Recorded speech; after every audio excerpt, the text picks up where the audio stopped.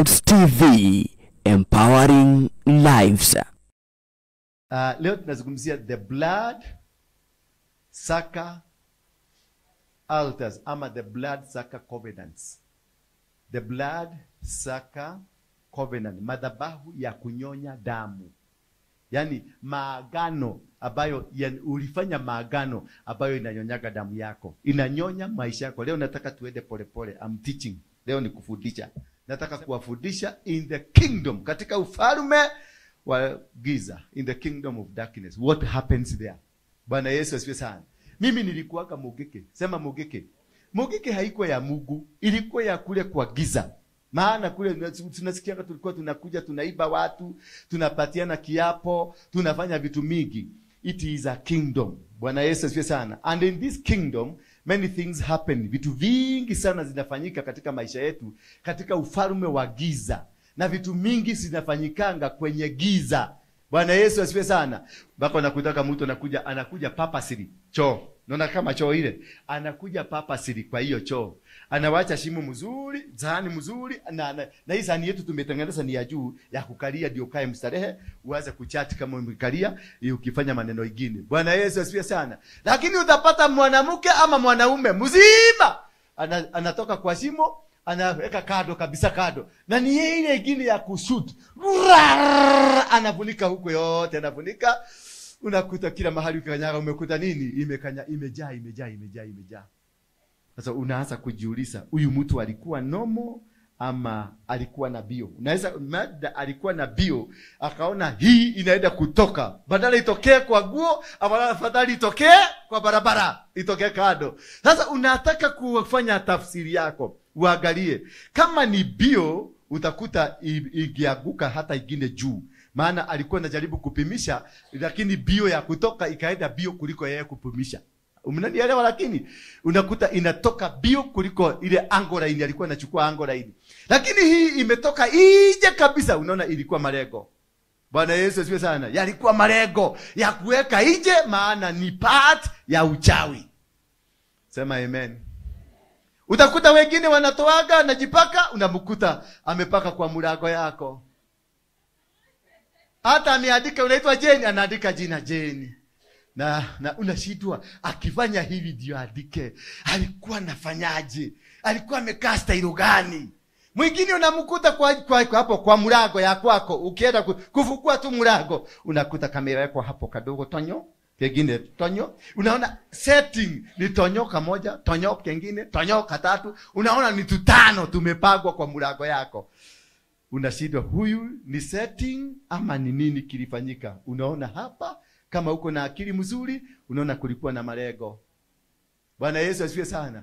Unaenda unakuta katuguo twako twa ndani ulianika, pale ulienda kaandika. Ukienda kuanua unakuta hapo kuna katonyo kadogo, kuna katonyo kadogo. Unashindwa, na niliosha tutonyo tulitoka wapi? Na wakati niliosha kama mpaka tutonyo twangu tukatoka. Tumetoka wapi? Haleluya. Abia mwenzako, leo tunataka kujadili na kuchambua wachawi. Leo lazima tujadili na tuchambue wachawi na operation zao na venye wanafanyaga, ndio muwaelewe hapa. Kuna watu wanakujaga purposely kanisani, hawakuokoka na hawajaokoka. They are here just to be witches because they are on a mission. There are people who are on what? A mission. Wako kwenye mission, wako kwenye mipango yao ya kufanya kazi. Na ni anointing anakuaga nayo. Si ati ni kitu anakuenda kutafuta. Wengine walizaliwa wakiwa wachawi. Na kunao tulizaliwa tukiwa manabii. Bwana Yesu asifiwe sana. Na kunao tulizaliwa tukiwa makings. Na kunao tulizaliwa tukiwa biashara. Na kunao tulizaliwa tukiwa kitu tofauti. Kila mtu alizaliwa akiwa na kunao purposely. Shetani aliwalete hapa duniani kusumbua watu. Wakati ulizaliwa kama wewe ni prophet, kuna prophet wa shetani alizaliwa kwa sababu yako. Wakati ulishaliwa kama wewe ni mwanabiashara mkubwa, kuna mtu mwenye biashara kubwa kwa shetani alizaliwa kuja kumonitor movement zako. So every move that you make in your life, kuna kitu ambacho kimefanya. Bwana Yesu asifiwe sana. Na unakuta mtu mnafanyaka naye kazi. Wewe unanunua gari, mnalipo mshahara the same. Wewe mnanunua gari lakini yeye hana. Wanaenda sasa kuuliza, huyu mtu tunaonaga kama ni mwizi. Lakini wewe ulifanya saving, ukaenda gubato, ukaenda nini, ukatumia hiyo akili. Sasa hiyo akili ulitumia ndio nataka tuchambue leo. Maana hiyo akili mbona haikwenda kwa neighbor, ikaenda tu kwako? Na mbona ni nini kilifanyika? Na ulikuwa na pesa, na watu walikutabua, na watu walikuonaga wanasema huyu ni mtu ajabu, lakini hana kitu. Sasa hiyo ndio nataka leo tuchambue. Sio watu wote wanasalimia kwa, na wakati mwingine ukikuja kunisalimia unaonaka nimerudisha mkono nyuma. Hapana, Mungu ameniambia huyo ni blood saka. Na nataka tu kukuhusisha tu kama muidi. Unajua muidi hawezi kupatia wewe pesa kabla hajaenda kwa choo. Lazima aende kwa choo anyambie pesa, akiinyambia alafu anakupatia. Hiyo pesa haiwezi ikakusaidia. Hata kupatia hata milioni 1 haitakusaidia. Hivyo ndivyo waidi wanafanyaka. Hata salary wakipatiana salary inachelewesha kwa anaenda kwa choo nazo na pesa yote na dwi alafu anatoka. Anakuja na wapatia pesa. Unakuta pesa ya muidi inaishaga na 2 days. Salary anamekupatia saa hii, kesho hauna pesa. Kesho umerudi kwa branch. But what is the reason? Ni kwa nini mambo haya yanafanyika? Tumeokoka, tunaendaka kanisa, tumesoma, tunadhioma. Na kwa sababu wale watu wengi tunadhioma na kuta ndio tuko na shida mingi sana. Ni kwa nini? What happens? Wale watu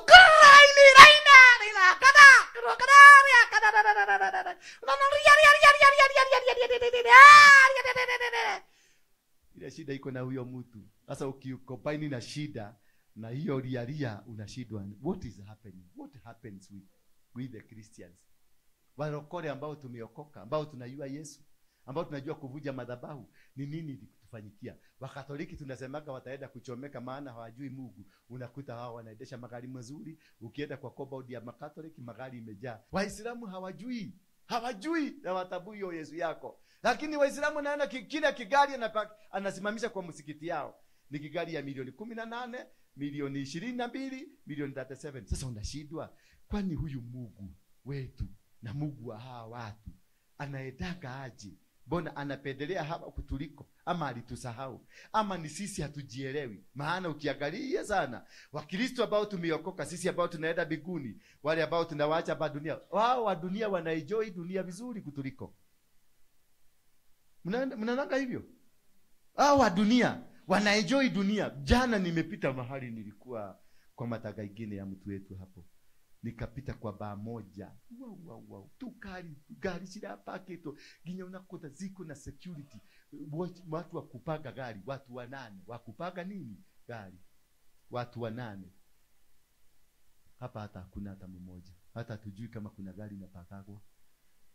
Na sisi ndio tunaenda mbinguni. Wale walikuwa naenda baa na sisi tunajua wote watachomeka. Sasa nikuulize, hata kama ni wewe, Mungu huyu amempatia gari, amempatia shamba, amempatia kanyumba, amempatia maisha mazuri. Sasa atarudi asahau kumbariki aende mbinguni kwa sababu na wewe mwenye alisahau na wewe hapa duniani akukumbuke siku za mwisho. Hiyo hesabu inaingiana kweli? It doesn't make sense. It doesn't make sense. Ati hauna baraka hapa duniani, utaenda kupata baraka kule mbinguni. Utolewe wapi? Kama hapa duniani tuliambiwa ati huyo mzee alikuwa na talanta ngapi? Kuna mmoja alikuwa na 10, mwingine alikuwa na ngapi? Na mwingine alikuwa na ngapi? Yesu akakuja akasema, aliulizwa, wewe zako zilifanya kazi gani? Niulize sasa, wewe uko na akili kama mshaina. Mbona mshaina anatengeneza rami? Mbona mshaina anatengeneza manyumba? Mbona mshaina anafanya kazi kubwa na hata aenda biguni anatumia akili za nani? Na uboko ni ya white kama yako. Mnajiuliza kama swali kama hiyo? Ako na akili kama yako, uboko ni ya Ndura obrakata ni ya white kama yako. Lakini yeye amekutengenezea gari, amekutengenezea barabara, amefanya maneno makubwa. Wewe na kuenda kwako biguni na akili mingi ya kiokoko. Wewe unaishi kumukuru kwa Rufeni, na unaishi kule Kagemi, Islam, si Kagemi kwa matajiri. Ruda inakaliwa na waidi, wale hawataenda biguni. Sasa unashindwa. Yaani Mungu anaweza kubariki, anaweza kubadilisha mtu ambaye hataenda biguni, akule matunda mzuri na mtoto yake aendelee kuteseka. Ni muyuragia kiuria kiu. How comes mtoto anaendelea kuteseka, mtoto ya Mungu anaendelea kukula shida, naye mtu ambaye si mtoto ya Mungu anaendesha gari mzuri? Baka akipita hapo, akipita na kigari kikubwa, aya nao le nete yaka aya makahia mashure mashinono maraga gushiniro guko the magashiniro kule iguru. Nani atawachoma? Nani aliwaambia? Nani alikwambia atawachoma? Ulijulia watu watachomwa? Wewe ndio utachomwa. Kwa sababu Mungu alikupatia ubongo, hukutumia vizuri. Alikupatia akili, hukutumia vizuri. Alikupatia kila kitu, maana kutaulizwa talanta. Wewe zako ulipatiwa zilifanya kazi gani? Hebu jiulize. Wewe akili yako ulipatiwa imefanya kazi gani? Mimi sasa mimi nahubiri hapa najigamba sana venye nitaenda biguni, lakini niulize swali tu kidogo. Mimi na Mchaina nani anafaa kwenda biguni katika hii kanisa? Mchaina akikuja hapa mimi na Mchaina, nani anafaa kwenda biguni? Ni mimi. Uogo. Mchaina ndiye anafaa kwenda biguni. Hii microphone ni ya nani? Ni ya nani? Ni ya Mchaina. Hii kapeti ni ya nani? Hii kitu ni ya nani? Hii Biblia makaratasi imetengenezwa na nani? Hii speaker ni ya nani? Hii TV ni ya nani? Ni nini nimeweka hapa? Apart from kelele. Apart from ya venye nitaenda biguni. Hiyo tu ndio niko nayo. Mwenye amefanya Mungu atukuzwe ni Mchaina. Mwenye mula angalia kabisa ni kanani? Kabla kamaji mnakunywa namba practice za nani? Kaguo umevaa kanani? Hii mebeba hii chuma mmebeba hapa imekuwabeba ni ya nani? Sasa ni nani anafaa kusikilizwa? Ni wewe ama ni Mchaina? Sasa tuseme Mungu ni mtu akuje akae hapa. Tuweke Mungu hapa ikalera haugai. Tumwelele utashagora no wagirwa ni ndani anafaa kuwa kwako. Ulete Mkikuyu hapa na Mjaluo na Mkapa walete hapa apart from kujua wa Muthede ni nani na kujua maneno kama hiyo. Ni nini ingine tunaweza kupresent kwa Mungu? Niki ungepresent mbele ya Ngai? Akili yako yote na miaka yote amekupatia. Ni nini unaweza? Mchaina atasema I preached. Speaker ni yangu. TV ni yangu, saa ni yangu, rangi ni yangu, mataa ni yangu. Ni nini ambayo si yake hapa? Kiti ni yake. Ni nini hapa? Furo hii bao hizi ni za nani? Ni za Mchaina. So wewe utaambia Mungu nini? Utaambia kazi. Mungu naye akwambie lete yako na wewe. Utasema nini? Yeah? Utasema nini? Tunaongea tu. Tunaongelea wachawi. Nataka tukimaliza hii uniambie mchawi ni nani? By the time tukimaliza hapa, tuelewe ni wewe ama ni Mchaina mchawi. Bwana Yesu asifiwe sana. Ni nini hauna ya Mchaina hapa? Na unasemeka vitu za Mchaina ni fake. Na ndio natumia. Ni Mchaina atachomeka. Wewe utaenda biguni. Ulipatiwa akili na Mungu. Akili hapa. Ukipasuliwa hapa, uko na kitu ya white hapa inakaa uji. Mchaina akipasuliwa hapa, iko na kitu ya white inakaa uji. Mlipatiwa the same. Bwana Yesu asifiwe sana. Mlipatiwa wewe apart from going to heaven. Watachomeka. Siku hiyo ikifika, watu watagaragalia, watagaragasa. Yaani niambie Mungu akichoma mtu wako na akili, awache mtu hana akili. Just tell me, Jerama, yaani kwani Mungu anakuwaka mjinga namna gani? Achome mtu wako na akili. Mtu mwenye amebadilisha dunia imekaa beautiful. Mtu mwenye amefanya dunia umekaa mzuri, hata nyumba zimekaa, magari zimekaa, maisha imerahisika. Na alituambia katika Genesis 1, be fruitful and multiply. Nani amekuwa fruitful? Ni wewe ama ni Mchaina? Alafu sasa wewe uende page raidi pale waambie Mungu, nimekuja. I am a soldier in the army. Sasa hiyo bako unatembea, nengala gule yako ile. I am a soldier in the army. I am a soldier in the army of the Lord. Sasa na Mchaina anakuja hata aibi. Maana mpaka hiyo natumia kusema you are a soldier ni ya Mchaina. Mchaina anakuja anachukua vitu zake mpaka anakuambia toa nguo. Kanaona kama taketo ile nguo. Wakisema wanataka vitu zao. Nyinyi mnaenda biguni muende bila vitu zao. Si mtatoa zote. Alafu sasa tuende biguni kwa Mungu anauliza wewe mbona uko uchi? Utaambia Mungu uko uchi kwa nini? Ati Mchaina amechukua vitu zote. Huku ana akili ya kutengeneza kama hizo. Bwana Yesu asifiwe sana. Nataka leo tufikiriane. Tutumie tukaakili kadogo tufikiriane. Tuone tulipotelea wapi. Maana tulirogo. Kwa sababu hatufai kukaa namna hiyo. Afrika ndio tunatoaka chakula yote. Afrika ndio kuna gold yote. Afrika ndio kuna diamond yote. Afrika ndio kuna kitu, kila kitu. Afrika ndio Garden of Eden. Lakini we are beggars. Ile kitu tunajua ni kurogana, kuuana na kufanya mambo baya baya. Unashangaa, unashindwa. Mungu na akili zake zote akaweka gold Afrika. Na akili zake zote akaweka diamond Afrika. Na akili zake zote akaweka kila kitu, kila mineral unataka dunia hii. Baka ile nitengeneza nuclear bomb. Amerika hakuna, France hakuna, Russia hakuna, hakuna. Inatoka hapa Kenya, nyingine inatoka Sierra Leone, nyingine inatoka Burkina Faso. Unasikia France wako na nuclear. Israel wako na nuclear. Amerika wako na nuclear. Sisi Kenya tunaambiwa mjaribu muweke nuclear. Amerika ndio itawapatia ruhusa. Na ile kitu wametengeneza nuclear nayo, wameitoa wapi? Hapa Kenya. Na wewe ndio ulienda ukaua brother yako ndio upatie msugu shamba. Sasa unataka kuniambia Mungu akiwa biguni ako na msamaha yako? Mungu ako na msamaha yako? Mnaona mkienda biguni? Baka hapo tumefika. Mnaona mkienda biguni? Basi. Sasa tunaanza kuona wachawi ni wanani? Yes. Bana sioni wa Afrika hata mmoja akikanyaga biguni. Sioni hata mmoja. Maana kuna maswali 3 ama 4 Mungu atatuuliza. Nilikupatia talanta, wekelea yako hapa. Alafu mshaina kwa sababu mmempiga sana, mmemdharau sana na muidi, mnasema muidi anaabudu ng'ombe, mshaina anafanya nini? Mshaina atasema mtoe nguo zake zote na kila kitu, ubaki hivyo. Sasa wewe uko umepaka laini na mtoto yako na watoto wako, mko hii mkienda kwa Mungu, Mungu anawauliza, what has happened with you? Mnaanza kujifunika na matawi. Maana hiyo ndio ile kitu mnasafanya sana. Midhakwa, matawi kufunika huko na huko, venye Adamu alifanya kufunika tu. Maana utaanza kuuliza Mungu, utamuelezea ni kwa nini umekuja ukiwa uchi. Mshaina amebeba, unaanza kumwambia mshaina amebeba nguo. Ni kwa nini umekuja umechoka hivyo? Tumekuja mguu, maana mshaina na Japanese walichukua gari yao. Ni kwa nini umenyesewa hivyo? Ni kwa sababu mshaina walingoa nyumba wakaenda nazo. Sasa mimi sina kitu. Anakuuliza, si nilikupatia akili? Bwana Yesu asifiwe sana. Si nilikupatia akili? Akili ile nilikupatia ilienda wapi? Halo.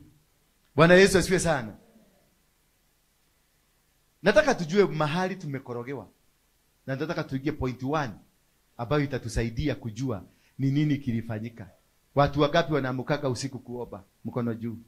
Watu wa kuomba usiku. Saa ngapi? Saa 6 mpaka saa ngapi?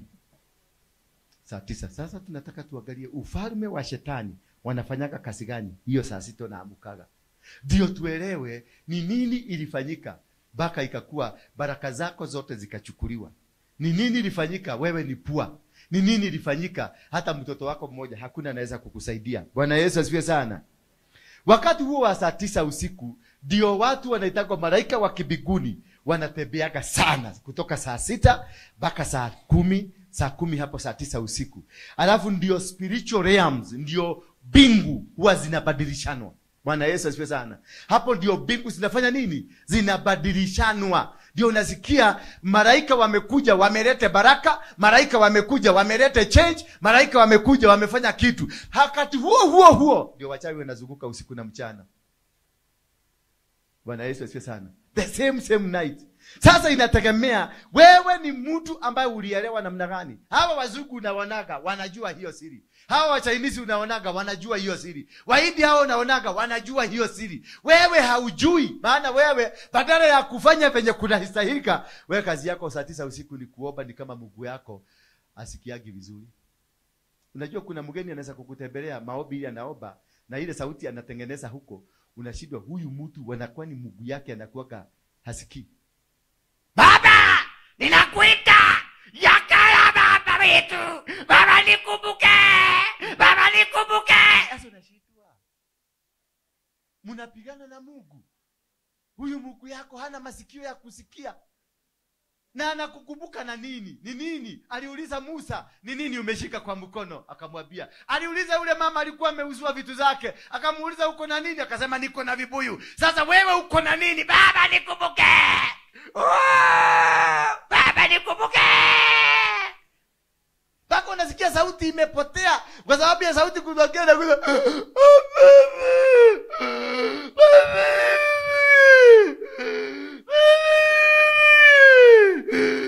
Sasa malaika Mungu akujagi. Mungu akujagi, anatumaga nani? Malaika. Malaika wanakuja kwa nyumba yako kusikia, maana wameambiwa nenda kwa Kenya jui usikilize, nasikia akiitana. Wanakuja na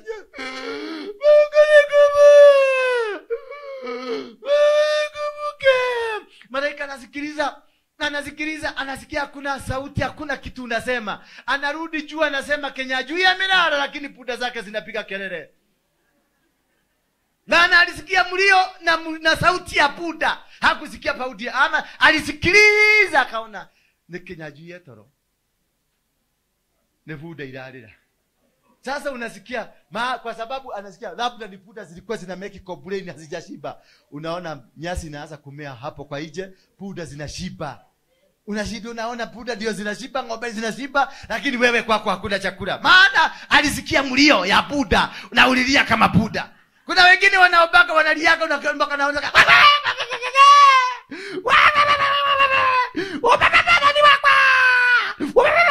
sasa mangu ule malaika akikuja atasikiliza, anasikia hizi ni kuku. Anarudisha ripoti kule, anasema nego kohotu. Unasikia, unaona mtu anakuja kabudi fulani ya Sigima, inasema inapatiana chakula for free na watakuja kufanya demonstration kwako, maana bigu ilikomadi kuku zipatiwe chakula. Na wewe unangojea chakula zikuje. How you respond venye unaongea na Mungu, venye unaenda mbele ya Mungu, ndio ina determine utakujaje. Wale wa China wametengeneza barabara, wale mnajua wametengeneza barabara zote za Kiambu Road, ile Waruinge zote na bypass zote. Wapi kapi mumeona wakianza wanyanazaga hii kwenda padi ya Kiambu, walichukua nguruwe zikiwa hai, wakarusha kwa shimo, wakazika. Ni madhabahu waliinua kulingana na Mungu wao. Bwana Yesu asifiwe sana. Wengine wanaweka kuku, wengine wanaweka hapa Thika Road, walichinja mabuzi wakiweka kwa mashimo. Na nyinyi mnasema na hizo mabuzi zinatolewa kwa nyumba ya nani? Ya Mkristo. Maguruwe zinatolewa kwa nyumba ya nani? Ya pasta. Kwa sababu barabara ilitengenezwa na Wahindi na Wachina, imekabilika. Sasa pasta anapitaka anasema hehe, akiwa China ako na akili mingi sana. Hii Mshaina, ametengeneza hiyo barabara na ametengeneza haraka. Unajua kama ingekuwa ni Mwafrika, tungekaa sana hii barabara haingetengenezwa. Huyo sasa ni the same pastor alikuwa anatuambia hivyo. Tumekemea mapepo, amepatiana nguruwe, imefanya madhabahu. Tumeenda tukakemea mapepo. Mapepo ilitufukuza. Tulinyogwa, kila mtu alitoka huko akiwa na tonsils. Sasa hiyo ndio ujinga inaanzia wapi? Ujinga ya Mwafrika ama yetu ilianzia kwenye madhabahu. Haikuanzia kwingine. Maana tulipatiwa akili the same. Sasa sisi tukapatiwa shamba mzuri. Afrika, shamba mzuri sana. Unalima. Jua inakuaga hapa. Jua 12 hours, usiku 12 hours. Ukitafakari vizuri, urudi kwenye madhabahu. That is where we went wrong.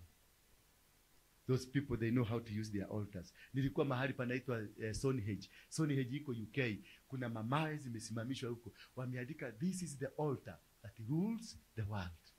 Ukienda kule Paris, maana niliingia Paris. Ukiingia Paris kuna mahali baka nani anaitwa Charles, wanaendaka kuabudu. Hapo chini mahali wanaendaka kuabudu, kuna kijicho kikubwa kinafanyaga hivi. Hapo anavaa kajo zile kubwa na hizo kuvaa kichwa, anaenda wanafanya ibada zao hapo. Hawa watu wametutawala dunia mzima. Bwana Yesu asifiwe sana. Hawa watu wametutawala dunia mzima. Angalia 18 century na 17 ndio waliingia huko Afrika. Wakakamata Afrika, wakakatakata Afrika, wakaenda Canada, wakashika. Wakaenda New Zealand, wakashika. Wakaenda Australia, wakashika. Wakaenda kila mahali dunia mzima, wakakamata. Muingereza na population ya watu hawa siku saizi wako 156 million. Ukiminus urudi na nyuma mpaka 18 century, maybe walikuwa milioni 2. Lakini walitawala dunia mpaka saa hii wanatutawala. Saa hii ukienda Sotiki huko Kericho Highlands, majani ni yao. Ukienda Kakuzi ni yao. Ukienda mananasi ni yao. Kila kitu ni yao. Kenya ni yao. Tunainamaga wakikuja hapa tunainama. Ni territory yao. Mpaka saa hii tunaitwa Commonwealth. Kaiji kako na 156 million. Kanarani watu almost a billion. Sasa unashindwa, ni nguvu wako nayo? Hapana. Ni akili wako nayo? Hapana. Ni nini hii wako nayo ambayo sisi imetushida? Mnajiulizaga hiyo? Hiyo akili ambayo ilipotea, hiyo kitu ambacho kilifanyika mpaka maisha yako sasa imekaa haieleweki. What went wrong? Ni nini alifanya? Ukienda hapo nawaambia, nilienda mahali panaitwa Stonehenge, nilikuta wamejenga maminara, wamejenga mawe. Wanasema hapo ndio kogomano ya wachawi wote wanakutanaga hapo. Wachawi wote wa dunia wanaenda kuchukua nguvu hapo. Mimi nilienda kusambaratisha hiyo nguvu. Bwana Yesu asifiwe sana. Kutoka hapo tukakuja tukaenda kule kwa mlima, tukaenda tukainua madhabahu ingine, na tukasema Kenya hii haitatawaliwa. Kutoka siku hiyo majeshi wakainuka, Kenya ikainuka. Unaona sasa Kenya ndiyo inakomboa Tanzania, Kenya ndiyo inakomboa Uganda. Kwa sababu kuna kitu ambacho hatufanyi right, na tukikifanya right tutapata ushindi. If you can be able to trace back and know the plan of God. Wakati Mungu alimuumba Adam na Eve, alimweka kwenye shamba ya Eden. Alipomweka kwenye shamba ya Eden, akamuinulia madhabahu. Bwana Yesu asifiwe sana.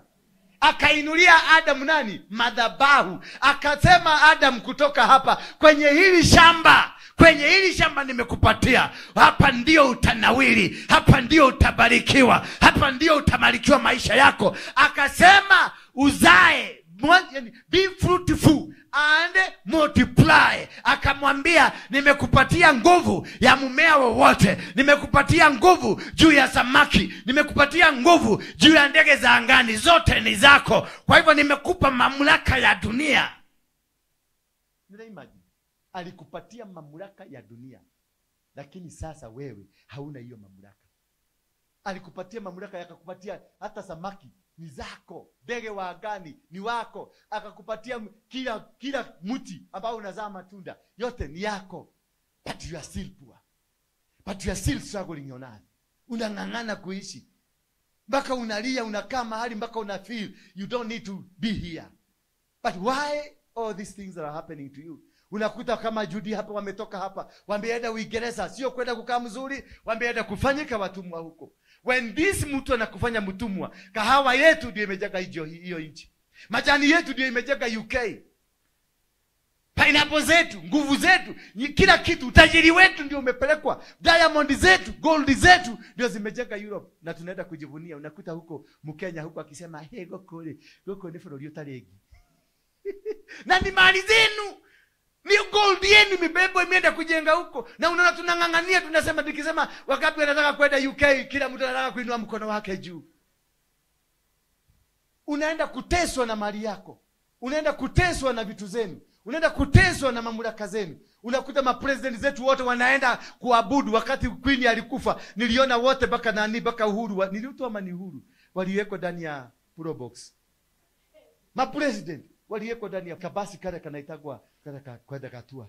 Waliwekwa hapo ndani without anything. Yani unaona president wako roster waliwekwa ndani ya karosa. Bwana Yesu asifiwe sana. Wakati King akiingia hapa Kenya, lazima Kenya ifugwe kwanza. Wakati Obama akiingia hapa Kenya, lazima Kenya ifugwe kwanza. Unakuta mpaka ile hoteli anaenda inafugwa. Mnaambiwa nyinyi wafanyikazi wote muende nyumbani, mtaitwa wakati wa kurudi. Ubwa zinaletwa kutoka Amerika kunusa kama kuna kitu baya. Ubwa zinakuja kunusa. Maana waliokuwa huko ni watu ambao hawana akili. Bwana Yesu asifiwe sana. Barabara unakuta President Trump akikuja, unaona ndege 3. Ndege za kubeba gari zake, ndege za kubeba silaha, ndege za kumubeba. Ndege na helicopter, na ndege ya kubeba helicopter ambayo itamkua ikimbeba. Ziko hapo zote. Unakuta kiwanja mzima imefungwa kwa ajili ya president. Na ile mali yote anatumia, vile vitu zote anatumia zimetoka hapa Afrika. Kule ngabo hakuna Kotem. Kotem ni ile imetengeneza nini? Hii simu. Ile product imetengeneza hii simu imetoka Kenya, na imetoka DRC, na imetoka Congo. Huko ndio ametoa hiyo. Unasikia Belgium ndio the greatest producer, ndio wana produce Kotem kwa wengi. Lakini imetoka wapi?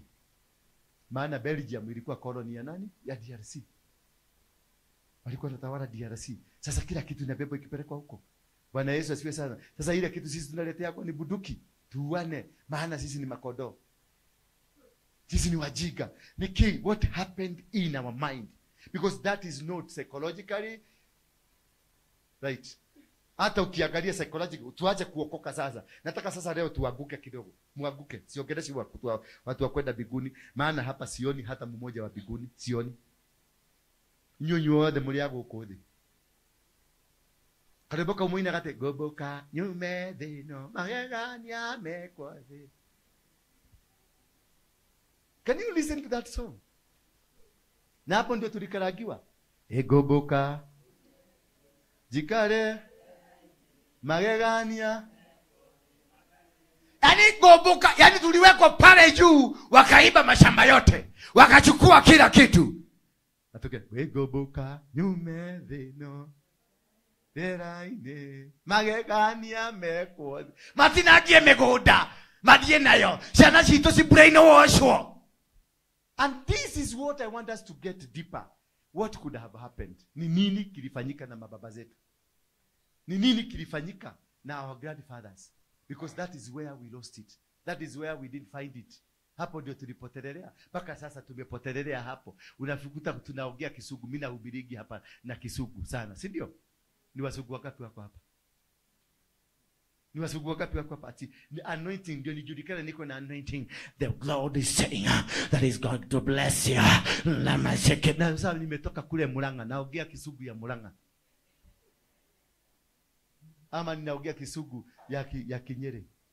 Bwana Yesu asifiwe sana. Sijielewi mpaka Kisugu sielewi, na bado nang'ang'ana na hiyo Kisugu, na watu yote ni sura gumu iko hapa na nywele gumu peke yake. Haleluya. Bwana Yesu asifiwe sana. So wakati huo ndio nilipokwenda pale Stonehenge, nilikuta kuna masaa yao ya kuabudu. Katika masaa yao ya kuabudu, na hiyo Stonehenge yote ni ya wachawi. Bwana Yesu asifiwe sana. Ilitengenezwa kabla ya kuja kwa Yesu, 4000 years before Christ. Hiyo mawe ilikuwa hapa UK, ni madhabahu. Nikaangalia nikaona kuna venye jua venye inachomosha from east to west. Wame design hiyo mawe imekuwa decided from east to west. Alafu nikaona masaa yao ya kuabudu ile wanaabudu ni kutoka saa 6 kamili mpaka saa 9 kamili. Hapo katikati ndio wana fix maneno. Bwana Yesu asifiwe sana. I want to concentrate on time. Kesho siku hiyo ingine tutaconcentrate on days, and hiyo ingine tutaconcentrate on the land. Ndio tuelewe kabisa by the time tutaenda kwa land mtakuwa mumeondoka hapo. Hii Kenya tutakuwa tumeimiliki na tumeingia. Kutoka tuanze kuinua madhabahu Kenya imeanza kuliberate Tanzania, imeliberate Uganda, hata Mozambique president alibadilishwa na jinsi. Bwana Yesu asifiwe sana. At that time, katika wakati huo wa saa 9, ndio destiny zinabadilishagwa kutoka saa 9 mpaka saa 6 mpaka saa 9. Ndio wanabadilisha hatima za watu. Hapo ndio ulinyang'anyiwa hatima yako. Ulilala ukanyang'anywa, ndio destiny ilichangewa hapo. Na destiny ikibadilishwa, unaondolewa, ulikuwa mtu wa A unapelekwa mtu wa D. Uliondolewa ukakuwa wewe mtu wa grade B ukapelekwa kwenye grade nyingine. Yaani destiny ni kitu ni hatima yako, what God made you for. Kila kitu kilisababishwa utengenezwe ukuja hii dunia, ndio kinaitwa destiny. Hapo ndio wanakupokonya destiny yako, maana wanaelewa wewe ni nani, wanaelewa wewe ni nini. Maana Biblia ya kwanza ilitengenezwa Afrika kwa Ethiopia, lakini hiyo Biblia ikachukuliwa na Roman Empire. Ilipoenda Roman Empire ikarudi ikiwa kitabu kingine ya 66 books. Lakini kitoka Ethiopia ilikuwa na vitabu 100. Alafu wakaandika kwenye kugwerelio Revelation 22 hapo 21. Wakasema mtu atakayetoa ama kuongeza atawekwa matohoho. Bwana Yesu asifiwe sana. Wao waliotoa ile ya 100 ambayo Mungu alikuwa amesema ni nini wako nayo ndani yake. Walikuelewa wakajua. Hauelewi Mungu wako. Kitu cha kwanza kujua na kuwa na hatima yako ni kuelewa Mungu wako. The moment you understand and know your God will liberate you. You cannot be able to succeed without the hand of God. You cannot be able to succeed without the will of God. You cannot be able to succeed if you do not understand your God. Lazima umuelewe Mungu. Kitu cha mwanzo kabisa, lazima umuelewe Mungu. Na kuelewa Mungu ni kuelewa wakati gani anafaa kuongea na wewe, ni wakati gani unafaa kuongea na yeye, and how do you speak to him. Bwana Yesu asifiwe sana. Ila kitu walituletea ni abakadra kabaradra na nini na liakanda liakorokoseka liakarababaseka. Ukauliza mtu wauga hata leo hakuabii ni nini amesema, lakini anasema la makadara makandara loseka ya kandoreboza. Unakuta mtu ameshika microphone ribarashe hindere riandololoba riekendere shanda ya makaya kondokaza yekenda bayo zoroboza ya boboboza kanda ya namozo kondororobo yaka. Sasa unamuuliza umesema nini kwa hiyo yote? Anasema nilikuwa nikinena na lugha ya biguni. Lugha hiyo ya biguni ambayo hausikii na hauielewi, umecommunicate nini? Bwana Yesu asifiwe sana. Na ukimusikiliza anaongea kama pasta yake. Sisemi kudhioma ni baya, ni mzuri, but you need to understand and you need to have your own. Yako, sio ya mtu mwingine. Maana Mungu anazungumzaka na wewe kwa lugha ambayo wewe amekupatia. Sio lugha ya pasta wako. Eti kwa sababu umeanza mkusikia nikisema liandalalo kaka. Hapo nakuta hapa kesho kila aliandalala kaka. You must have your own version, your own connection with God, for you to be able to move out of the cocoon, out of the problem, out of the challenges that you have, out of what. Lazima uelewe, maana wakati Mungu alikuweka Afrika, alikupatia na code ya vitu za Afrika. Sasa mzungu akakuja akakwambia lekekeke. Sasa lekekeke ni ya huko kwenye baridi, maana walikuwa navumbea baridi iondoke. Sasa hapo unasema lekekeke, hapa hamuna baridi, huko baridi inaondoka. Bwana Yesu asifiwe sana. And that's misinterpretation of the plan of God in you. Misinterpretation of the will of God in you.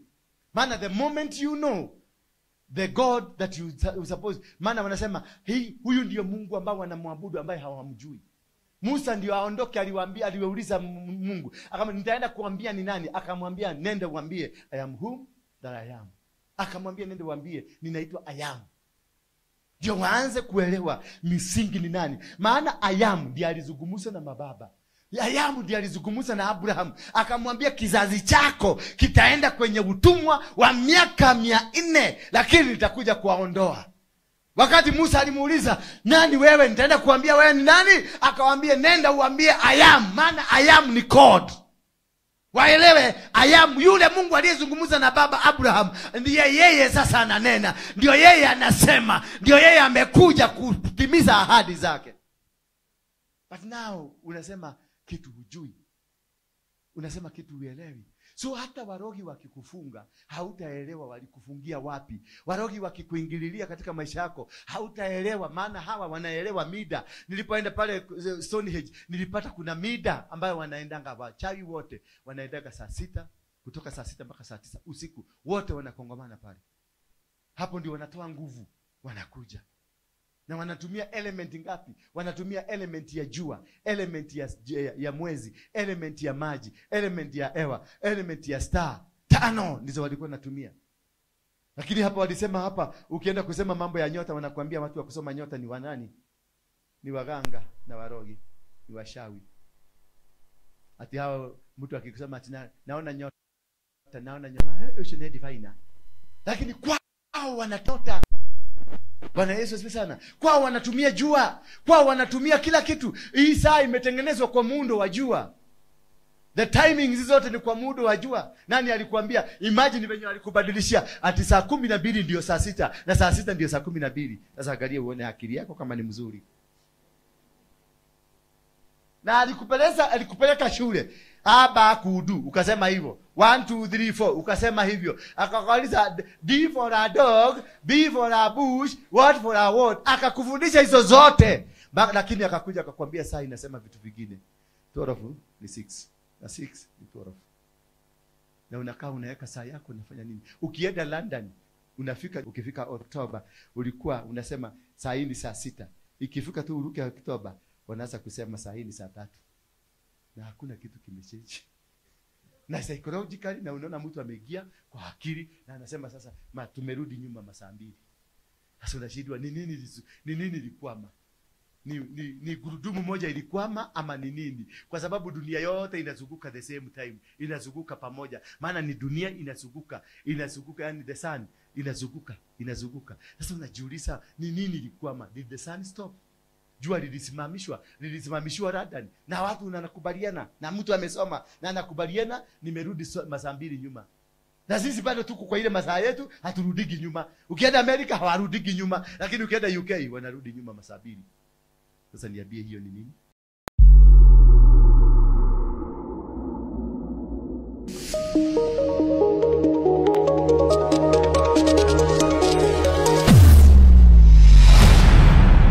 Bethel Clouds TV, empowering lives.